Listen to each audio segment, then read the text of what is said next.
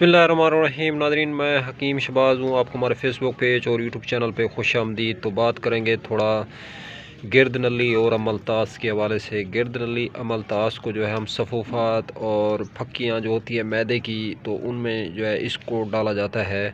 तो हमने दरअसल इसका जो फार्मूला है, इसको फक्की और सफ़ूफ़ के अंदर डालने का जो मुकम्मल तरीका है वो हम आपको इस वीडियो में बताएंगे। तो नाज़रीन, गिरद नली या अमलतास जो है दो नाम है, एक ही चीज़ है। तो इसको गिरद नली को जो है मोटा मोटा कूटने के बाद कम से कम जो है 1 पाव गिरद नली हो तो इसको आधा किलो पानी में भिगो दें। शाम को पानी में भिगोने के बाद जो है इसको फिर सुबह के टाइम उठ के उसी पानी और गिरद नली समेत इसको जो है चूल्हे पे चढ़ा दिया जाए। चूल्हे पे चढ़ाने के बाद जो है इसको फिर गरम कर लिया जाए, 4 से 5 उबाल दे के फिर इसको छान लिया जाए। इस तरह का स्याल मादा निकल आएगा, इसमें से पानी निकलेगा काले कलर का।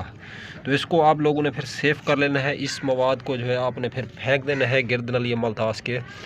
तो फिर ये जो मवाद आपके पास बच गया है, इसकी आपने एक फक्की तैयार करनी है मैदे के हवाले से फक्की। तो फक्की आपने किस टाइप की तैयार करनी है?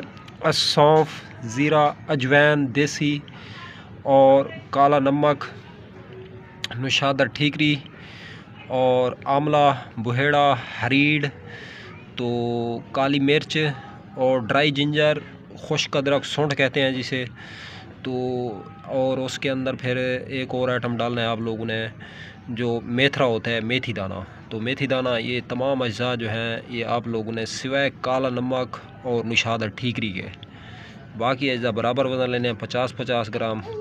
तो काला नमक और नुशादर ठीकरी, इसकी मिकदार जो है 20-20 ग्राम लेनी है। नुशादर ठीकरी 20 ग्राम और काला नमक स्याह ये भी 20 ग्राम लेना है। बाकी अज्जा 50-50 ग्राम। इन तमाम अज्जा का पाउडर करने के बाद जो है फिर उसमें नमक और वो चीज़ें भी ऐड कर देंगे।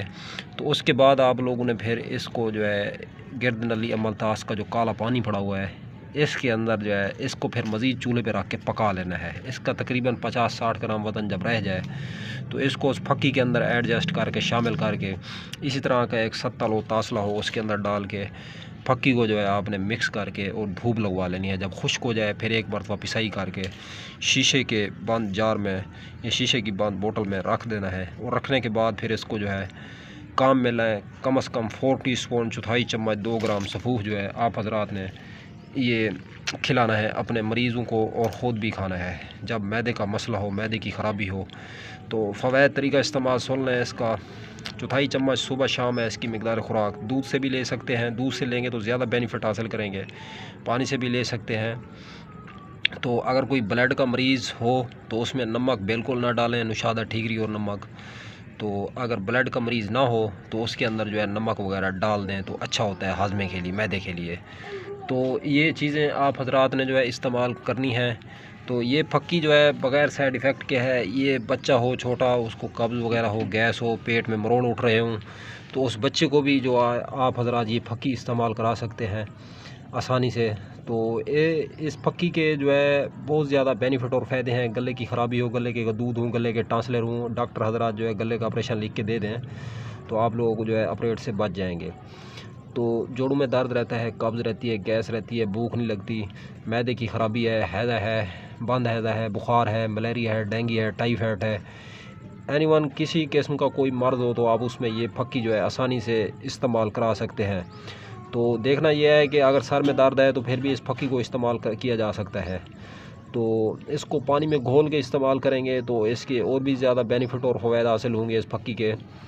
तो ये फक्की वर्मों को तहलील करती है, जिस्म के अंदर जो वर्म इन्फ्लेमेशन आ जाती है इसको दूर करती है। आपको पता है वर्म की वजह से ही जो है बीमारी पैदा होती है जिस्म में। जब वर्म नहीं होगा तो फिर बीमारी भी पैदा नहीं होगी। तो इस फक्की को इस्तेमाल करें और काम में लें और दुआओं में हमें याद रखें। तो अब तक के लिए इतना ही। तब तक के लिए अपना भी ख्याल रखें और अपने फेसबुक पेज और यूट्यूब चैनल का भी दोस्तों हम मिलेंगे किसी भी नई वीडियो के साथ। आप हमें जो है यूट्यूब पे भी फॉलो कर सकते हैं, टिकटॉक पे भी फॉलो कर सकते हैं, फेसबुक पेज पे भी फॉलो कर सकते हैं। तो please like, share, comment, subscribe.